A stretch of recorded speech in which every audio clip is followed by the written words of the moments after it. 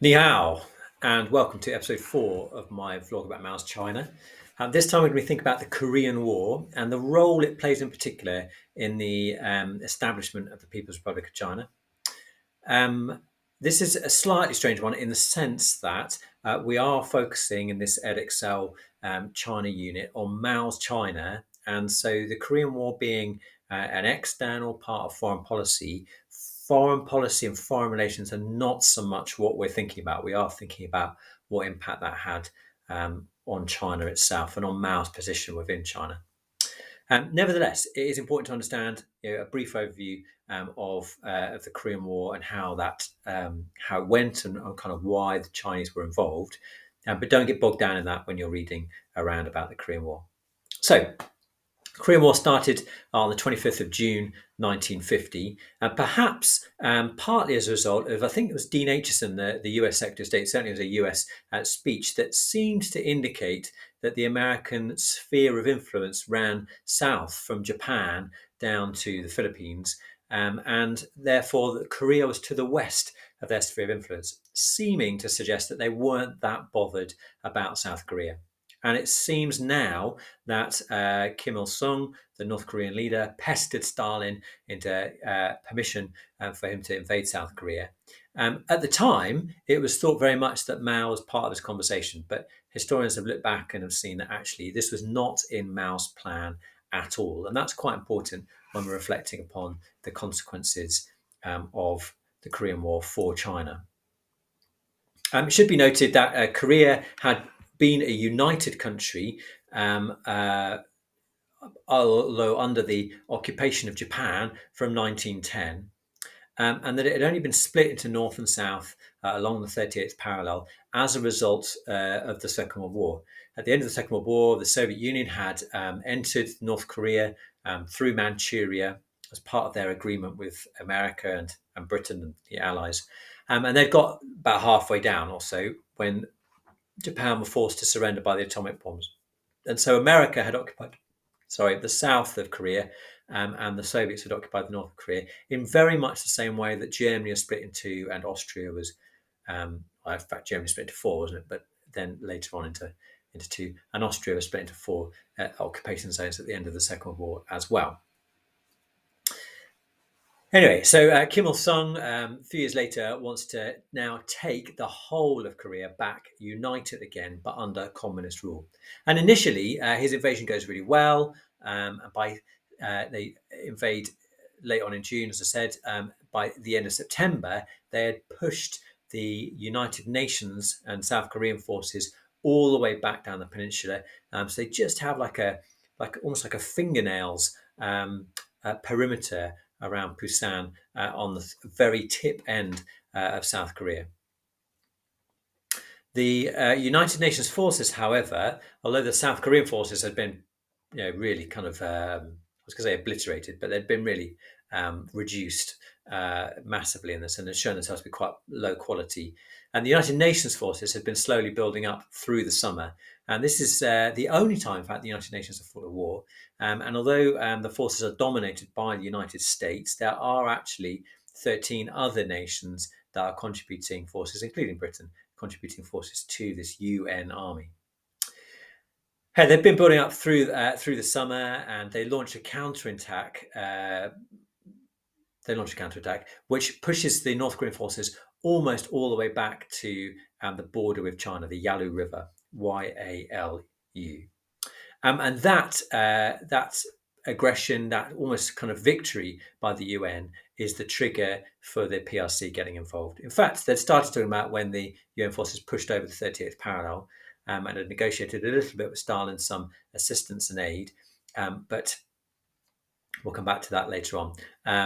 It was in October 1950 that the Chinese communists get involved on behalf of the North Koreans. It should be noted that Mao, even to get involved to this extent, has to overcome opposition within China. It's Mao's decision to get involved, or Mao's the proponent of that, but he is opposed by, particularly by leadership within the PLA, who say, actually, we've got quite a lot on our plate here already. We need to deal with these internal enemies rather than getting involved in external wars. Mao's argument was that not getting involved could be even more dangerous. It could make the PRC look weak internationally, but also if the North Koreans lost the Korean War and the Americans established a hyper-capitalist state right on the border of China, that would be very dangerous for communism in China too. And that even, in fact, the Americans might choose to fight against communist China as well, as the US leader Douglas MacArthur wanted to do. So the Chinese get involved, and they get involved very successfully. Initially, they push the UN forces back to about halfway down the Korean Peninsula, and then there are 2.5 years of a 3-year war of stalemate, where the forces barely move at all. And this is seen as being, a sort of a moral victory for the Chinese forces, even though it's accomplished through quite untechnologically savvy tactics, the sort of human wave tactic of, if we get 1,000 people running at a machine gun, probably one or two of us will get to the machine gun and overtake it before everyone else gets massacred. The force losses for the Chinese are incredibly huge, and the tactics are quite old-fashioned, but nevertheless, they are successful. So the results of the Korean War. So push back to the middle of it, and they're stalemate here. And in 1953, Stalin dies, and a negotiation is therefore able to happen, and the Korean War ends. And famously, of course, the demilitarized zone is still there, and Korea is still split into north and south. But as I said, we want to focus really upon what this does for, what the impact of this is on the People's Republic of China. And there are a few things to note. The less good results first, and they are that the PRC lost about, actually the figures varied quite a lot when I was looking them up. One figure said they lost about 1 million soldiers, and I reckon that must be killed, missing, and wounded. About a third of their total forces involved. Other things, the PRC itself has admitted to 180,000 soldiers dying, but there's no doubt that there were heavy casualties. You can at least say that. And in fact, Mao's son was one of the casualties of the Korean War, and that affected him quite deeply as well. Bigger and more important, that's, no, I would say actually the human life is probably the biggest and most important impact and loss for the PRC of this whole thing. And actually, I'll come back to that at the end. But a more sort of dramatic, perhaps, policy that was affected was that the United States, as a result of the Korean War, pledged to defend Taiwan. And that's a pledge you might be aware they still hold to today. Taiwan is the island that the Kuomintang forces and nationalist forces had fled to at the end of the Chinese Civil War. So this was part of China, but now the nationalists were saying that it was a separate country and that they were the real China. And Taiwan holds out as that still today. What that meant for Mao was that his number one military priority of invading Taiwan was not going to be able to happen. Twice in the 50s, he sort of pretends that he's going to give it a go, and twice in the 50s, the United States respond to that by stepping up their commitment to Taiwan and by bringing forces into the area. So this really removes the possibility of Taiwan being taken back by the communists. Also connected with that, United Nations membership stayed with the real China, which they saw until the 1970s as being Taiwan. The People's Republic of China doesn't get United Nations membership until it swaps with Taiwan in, I think, 1971 or 2. Should have looked that up before I started saying that. The other impact directly upon China is their quite extensive economic damage. The Soviet Union do support the Chinese get involved. They're grateful for the Chinese get involved. The Soviet Union don't want to be involved themselves because they do not want to fight, have a war directly face to face with the Americans. Particularly having two nuclear powers come head to head was sort of seen as being something that we didn't want to have. We didn't want to have another Third World War. So the Chinese communists are kind of fighting on their behalf. Because of that, the Soviets helped them with providing material to do that, and planes and tanks and ammunition and things. But they sell it all to the Chinese. And so at the end of the Korean War, the Chinese are left with a $10 billion bill to pay the Soviet Union. And this means, on a basic level, they had less cash to spend on education and health and infrastructure. They have to raise taxes, and they have to force farmers to give up their crops. And this led in some places to famine during the Korean War in China. And they have to enforce conscription as well. So it really means that they kind of they don't have any real chance at a honeymoon policy, honeymoon period in terms of their policies within mainland China. And as a result of all these things, it's not great for Sino-Soviet relations either, because it's a complex relationship between Mao and Stalin anyway. But it really makes the Chinese feel that they had been taken advantage of by the Soviet Union. And things only get worse after Stalin died. However, there are some good things about the Korean War for the PRC. The first one is that the Resist America, Aid Korea campaign helped create a real sense of national pride and unity. It was fairly easy for the Chinese to kind of pitch themselves as being on the right side of this war, helping out the Koreans against these Western European and American, of course, but these sort of white invaders. And that was a narrative which fitted very well the anti-colonial feelings that China had from the 19th century. So it also helps Mao's image as helping the Asian country fight off Western imperialism.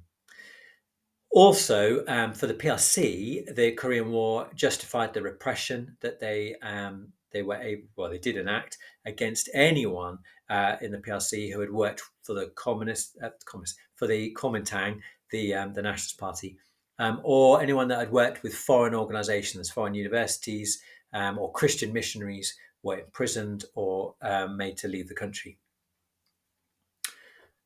Also, in terms of reputation and image, the Chinese now appear to be the leaders of communism, certainly the defenders of communism in the developing world, whereas the Soviet Union seemed sort of passive and disinterested. It was the Chinese communists who stepped in and helped out little Korea fight off big bad America. So that was a narrative that more internationally cemented the PRC's reputation and cemented Mao's reputation as a revolutionary.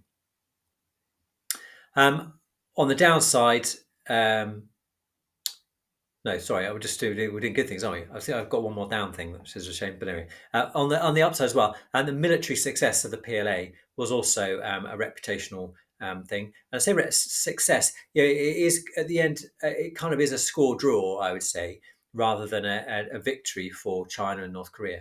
However, the fact that China entered at a point when the UN was about to defeat North Korea and push them back and hold them back was seen as a big success of the PLA.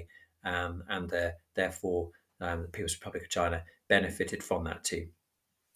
One more bad thing I noticed that I put in the wrong queue is that the CIA help provoke a Tibetan uprising in 1950, which causes some problems for the regime during the Korean War. To be honest, in the end, it probably causes more problems for the Tibetans than it does for the PRC. However, it's an irritation for the communist China that other countries are still trying to foment. That's the word I was looking for. Revolution and rebellion within their country. So, in terms of questions about this, you're probably thinking about benefits versus costs. What were the benefits to the regime versus the cost to the people? And if you're trying to weigh those things up, I think you do want to be thinking actually, how important is this versus how detrimental it is? And the detrimental bits, as I said, they are the human loss. It's quite hard to argue against that being the most significant and damaging problem, but also the economic problems as well, and the economic cost. So that the cost of it falls disproportionately on the Chinese people at large. Although, as I said, Mao himself suffers loss too, but those sort of human cost of reduced food, higher taxes, and death are all things that affect ordinary people. Whereas the benefits of China looking good and perhaps being more united and justifying repression are things that benefit perhaps more the regime. That would be my suggestion on that one.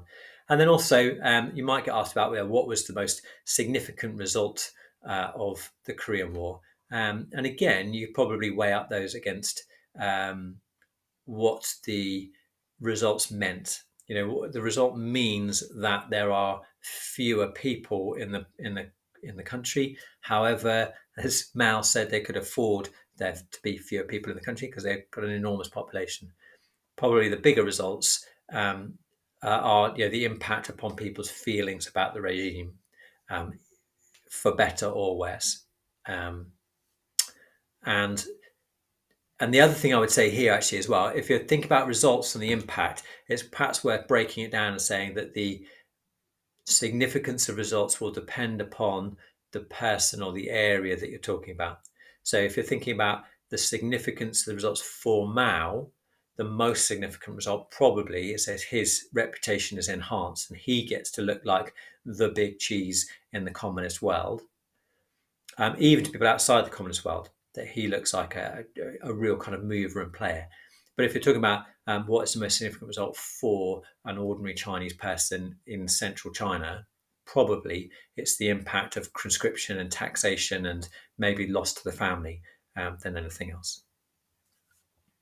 So I hope that helped. Next time we'll be moving on to think about the economic policies of the PRC, and I will see you then.